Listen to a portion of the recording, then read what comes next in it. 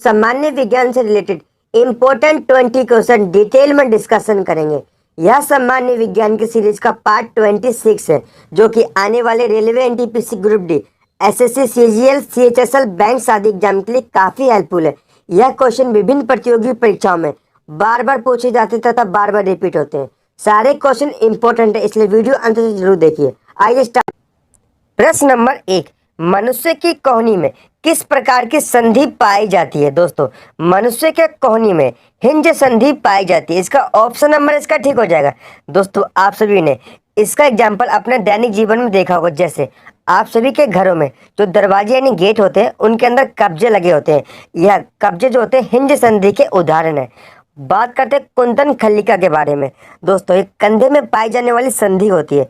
इसके कारण जो कंधे होते हैं हमारे चारों ओर स्वतंत्र रूप से गति कर सकते हैं। बात करते हैं धुराग्र संधि के बारे में।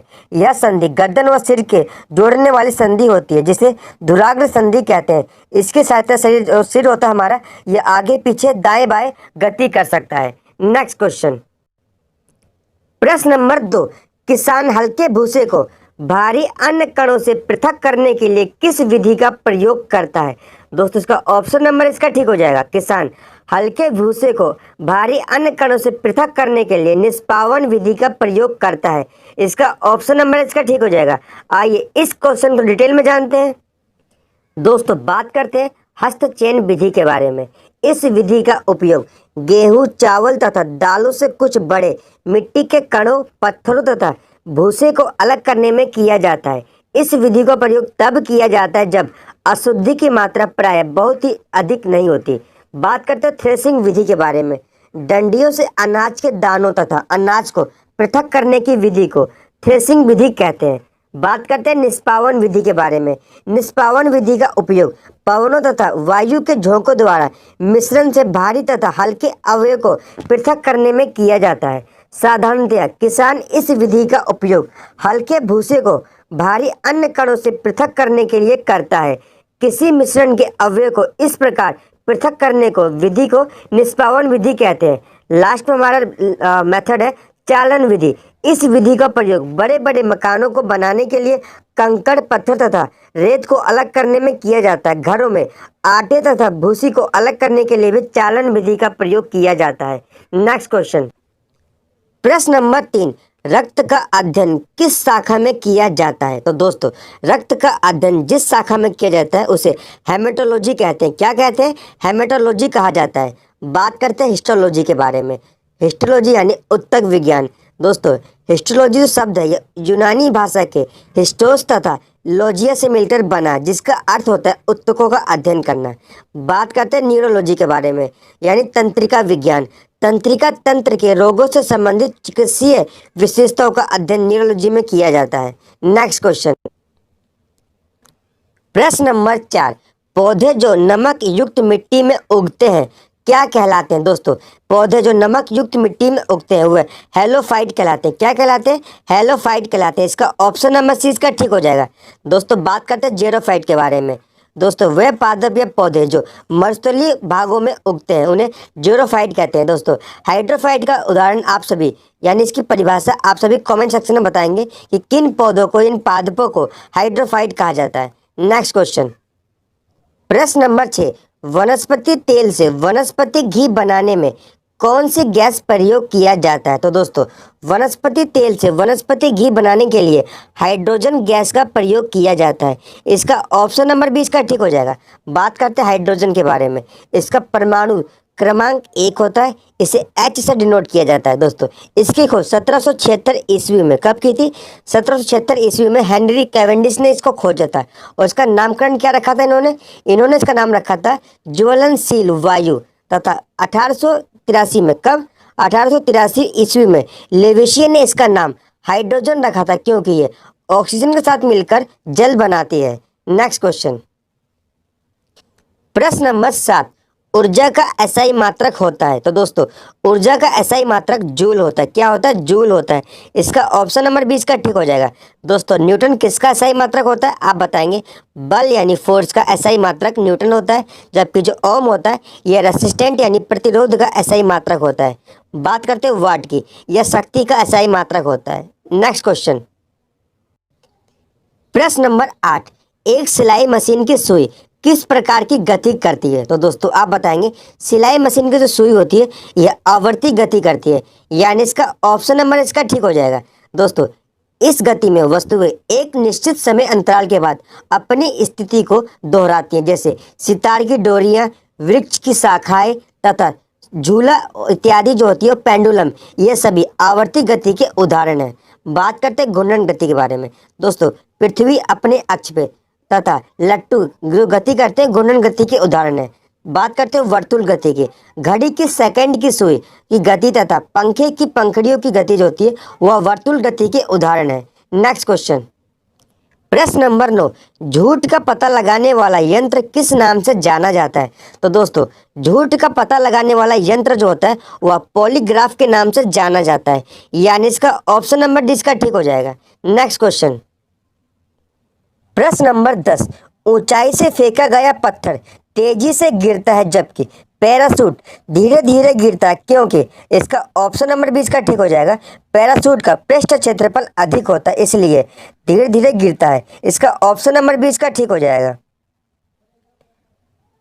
दोस्तों ऊंचाई से फेंका गया पत्थर तेजी से गिरता है जबकि पैराशूट धीरे धीरे गिरता है, क्योंकि पैराशूट का पृष्ठ का क्षेत्रफल अधिक होने के कारण उस पर लगने वाला वायु का प्रतिरोध अधिक होता है, जबकि पत्थर का क्षेत्रफल कम होने के कारण वह अधिक तेजी से नीचे गिरता है। नेक्स्ट क्वेश्चन, प्रश्न नंबर 11, मानव शरीर का भार होता है। तो दोस्तों मानव शरीर का भार ध्रुवों पर अधिकतम होता है जबकि विषुवत रेखा यानी भूमध्य रेखा पर कम होता है, इसका ऑप्शन नंबर इसका ठीक हो जाएगा। नेक्स्ट क्वेश्चन, प्रश्न नंबर 12, निम्नलिखित में से किसे रक्तस्रावरोधी पदार्थ कहते हैं? तो दोस्तों निम्नलिखित में से नैप्थोक्विनोन को रक्तस्रावरोधी पदार्थ कहते हैं, यानी इसका ऑप्शन नंबर 20 का ठीक हो जाएगा। दोस्तों रक्तस्रावरोधी यानी रक्त को बहने से रोकने वाला पदार्थ नैप्थोक्विनोन को कहते हैं। यह विटामिन के का रासायनिक नाम होता है। आइए इस क्वेश्चन को डिटेल में जानते हैं। दोस्तों नैप्थोक्विनोन यह विटामिन के का रासायनिक नाम होता है तथा यह यकृत में प्रोथ्रम्बिन नामक पदार्थ के निर्माण में भाग लेता है। यह चोट लगने पर रक्त थक्के के जमने के लिए आवश्यक होता है, इसलिए इसे रक्तस्रावरोधी पदार्थ कहते हैं। हरी पत्तियां, टमाटर, गोभी, सोयाबीन, जिगर, अंडों की जर्दी आदि तथा पनीर में काफी मात्रा में विटामिन के पाया जाता है। नेक्स्ट क्वेश्चन, प्रश्न नंबर 13, किस विटामिन की कमी से ऑस्टियोमेलेसिया नामक रोग हो जाता है? तो दोस्तों निम्नलिखित में से विटामिन डी की कमी से ऑस्टियोमेलेसिया नामक रोग हो जाता है, इसका ऑप्शन नंबर सी इसका ठीक हो जाएगा। दोस्तों बात करते हैं विटामिन ए के बारे में। विटामिन ए का रासायनिक नाम क्या होता है आप बताएंगे? विटामिन ए का रासायनिक नाम जो होता है रेटिनॉल होता है, जो कि इसके कमी से रक्तौंधी नामक रोग हो जाता है। दोस्तों बात करते हैं विटामिन सी के बारे में। विटामिन सी का रासायनिक नाम एस्कॉर्बिक अम्ल होता है तथा इसके कमी से स्कर्वी रोग हो जाता है। कौन सा रोग हो जाता है? स्कर्वी रोग हो जाता है। तथा बात करते हैं विटामिन बी2 की। दोस्तों विटामिन बी2 का रासायनिक नाम होता है राइबोफ्लेविन और इससे कमी से किलोसिस नामक रोग हो जाता है। नेक्स्ट क्वेश्चन, प्रश्न नंबर 14, हल्दी का पीला रंग किस वर्णक यानी पिगमेंट के कारण होता है? तो दोस्तों आप बताएंगे हल्दी का पीला रंग कुरकुमिन के कारण होता है, यानी इसका ऑप्शन नंबर डी इसका ठीक हो जाएगा। बात करते हैं ऑक्जेलिक अम्ल के कारण। चने की पत्तियों में खटास ऑक्जेलिक अम्ल के कारण उत्पन्न होती है तथा सेलेनिन के कारण आलू का हरा रंग हो जाता है। बात करते हैं लाइकोपीन के बारे में। टमाटर का लाल रंग लाइकोपीन के कारण होता है। नेक्स्ट क्वेश्चन, प्रश्न नंबर 15, गेहूं में कौन सा पिगमेंट पाया जाता है? दोस्तों गेहूं में जेंथोफिल पिगमेंट पाया जाता है, यानी इसका ऑप्शन नंबर 20 का ठीक हो जाएगा। नेक्स्ट क्वेश्चन, प्रश्न नंबर 16, यह क्वेश्चन यूपी पीसीएस में पूछा गया क्वेश्चन है। संसार में 90% प्रकाश संश्लेषण होता है। तो दोस्तों निम्नलिखित में से शैवालों में संसार का 90% फोटोसिंथेसिस होता है, यानी इसका ऑप्शन नंबर सी इसका ठीक हो जाएगा। नेक्स्ट क्वेश्चन, प्रश्न नंबर 17, इनो को पानी में डालने पर बुलबुले क्यों निकलते हैं? तो दोस्तों इनो को पानी में डालने से बुलबुले इसमें कार्बन डाइऑक्साइड गैस के कारण निकलते हैं, इसका ऑप्शन नंबर सी इसका ठीक हो जाएगा। दोस्तों सोडियम बाइकार्बोनेट का प्रयोग एंट एसिड अम्ल तत्वनाशक में किया जाता है, इनो का प्रमुख घटक सोडियम बाइकार्बोनेट होता है। यह बुलबुले CO2 के कारण उत्पन्न होते हैं। नेक्स्ट क्वेश्चन नंबर 18, नीला थोथा का रासायनिक नाम क्या है? तो दोस्तों नीला थोथा का रासायनिक नाम होता है कॉपर सल्फेट, यानी इसका ऑप्शन नंबर डी इसका ठीक हो जाएगा। नीला थोथा का रासायनिक नाम कॉपर सल्फेट होता है।